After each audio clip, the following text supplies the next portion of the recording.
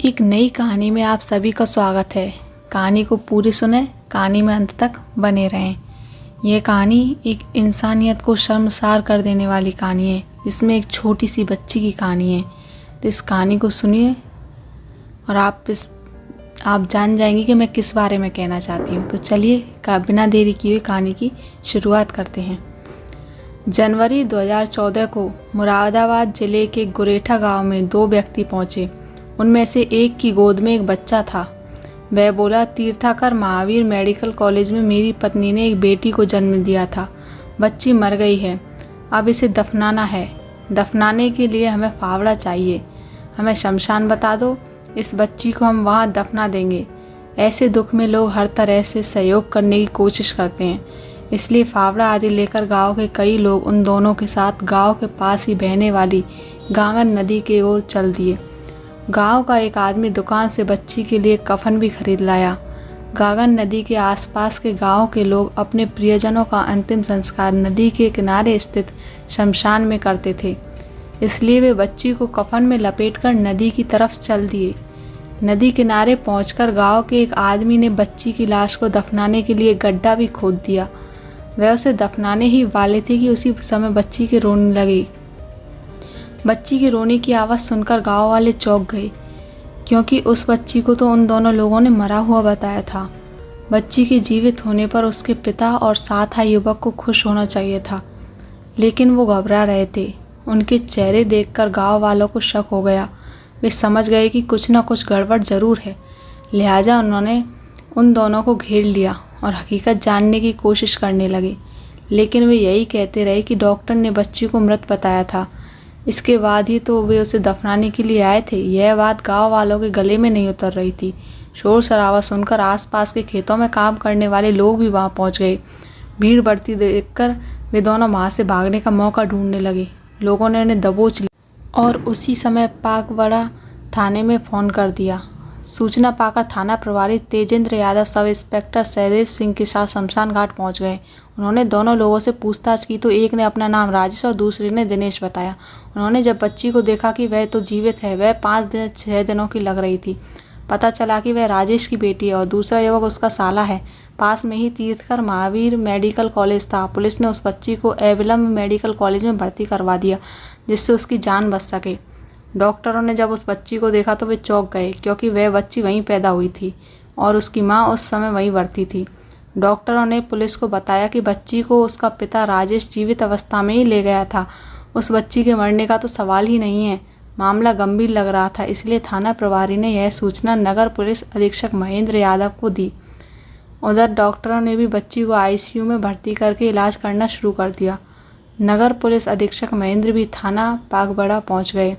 थाना प्रभारी ने उनके सामने राजेश से जब पूछताछ की तो बच्ची को जिंदा दफन करने की एक चौंकाने वाली घटना सामने आई। राजेश मूल रूप से उत्तर प्रदेश के बरेली शहर के हाफिजगंज का रहने वाला था। वह मोटर मैकेनिक का काम करता था। पिता राम भरोसे को जब लगा कि राजेश अपना घर चलाने के लायक हो गया है, तो उन्होंने बरेली के ही नवाबगंज में रहने वाले मुक्ता प्रसाद की बेटी सुनीता से उसकी शादी करा दी। शादी हो जाने के बाद राजेश के खर्चे बढ़ गए थे, इसलिए राजेश को कहीं दूसरी जगह अपने लिए नौकरी ढूंढने लगा। इसी दौरान उत्तरांचल के रुद्रपुर शहर में की एक फैक्ट्री में उसकी नौकरी लग गई। उस फैक्ट्री में बाइकों की चेन बनती थी। कुछ दिनों बाद राजेश पत्नी सुनीता को भी रुद्रपुर ले गया। वहाँ हंसी खुशी के साथ उनका जीवन चल रहा था। इसी दौरान सुनीता गर्भवती हो गई। इससे पति पत्नी दोनों ही खुश थे। पहली बार माँ बनने पर महिला को कितनी खुशी होती है, इस बात को तो सुनीता महसूस कर रही थी। राजेश भी सुनीता की ठीक से देखभाल कर रहा था। सुनीता को 7 महीने चढ़ गए।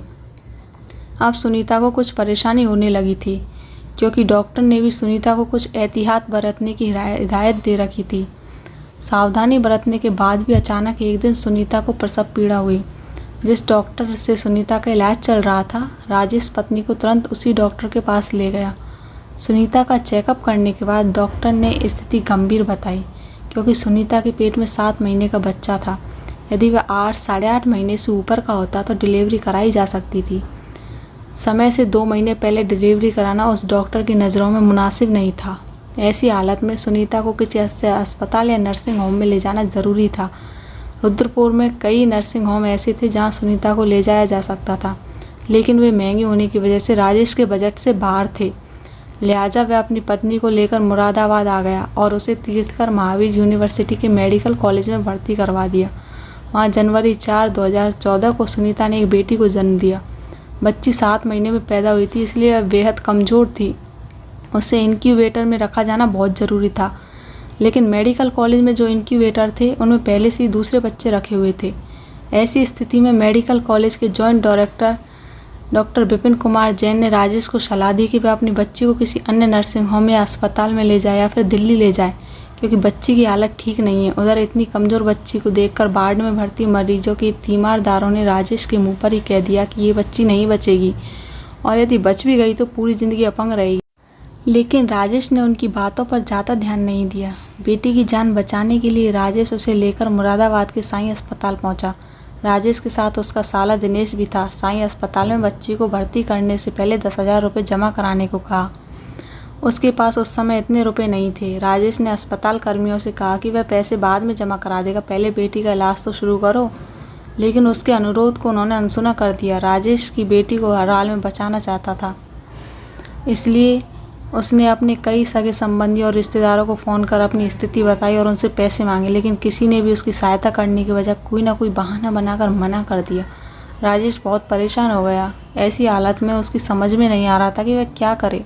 चारों ओर से हताश हो चुके राजेश के कानों में तीमारदारों के शब्द गूंज रहे थे कि बच्ची जिंदा नहीं बचेगी और यदि अगर बच भी गई तो विकलांग रहेगी। निराशा और हताशा के दौर से गुजर रहे राजेश ने सोचा कि जब बच्ची पूरी ज़िंदगी विकलांग रहेगी तो इसकी जान बचाने का क्या फ़ायदा। इससे अच्छा तो यही है कि ये मर जाए। इसके अलावा उसके मन में एक और बात यह भी घूम रही थी कि यदि बच्ची नहीं मरी तो उसकी वजह से उसकी पूरी ज़िंदगी परेशान रहेगा।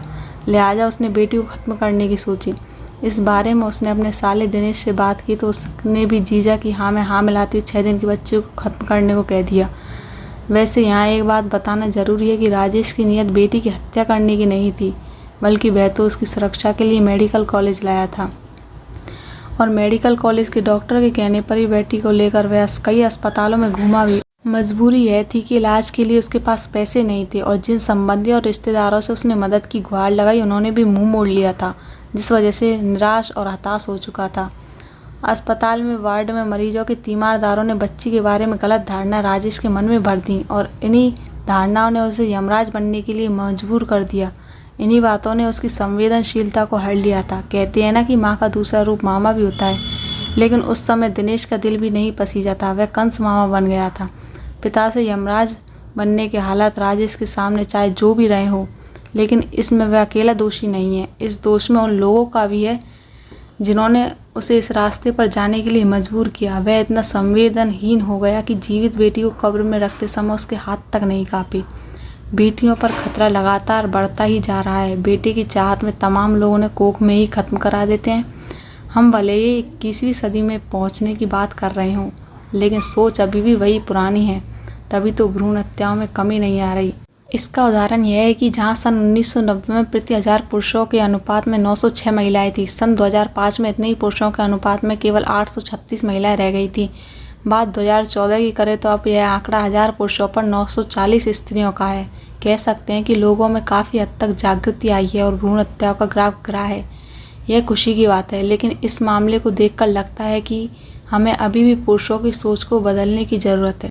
वैसे यहाँ पर मैं एक बात आपको बताना चाहूँगी, यदि कोई भी बच्चा 7 मंथ्स में पैदा हो जाता है तो उसका पूरा डेवलपमेंट हो चुका होता है। उसके सारे ऑर्गन्स, हाथ पैर, सभी चीज़ बन चुकी होती है। इंटरनल ऑर्गन, एक्सटर्नल ऑर्गन, सभी चीज़ बन चुकी होती है, लेकिन उसको वेट गेन करना होता है, थोड़ा और डेवलप होना होता है, उसको बचाया जा सकता है। तो यदि आप कहानियाँ सुनना पसंद करते हैं तो इस चैनल को ज़रूर से सब्सक्राइब करें, बेल आइकन को प्रेस करें। यदि वीडियो पसंद आई हो तो अपने मित्रों के साथ शेयर करें, वीडियो को लाइक करें। Thanks for watching.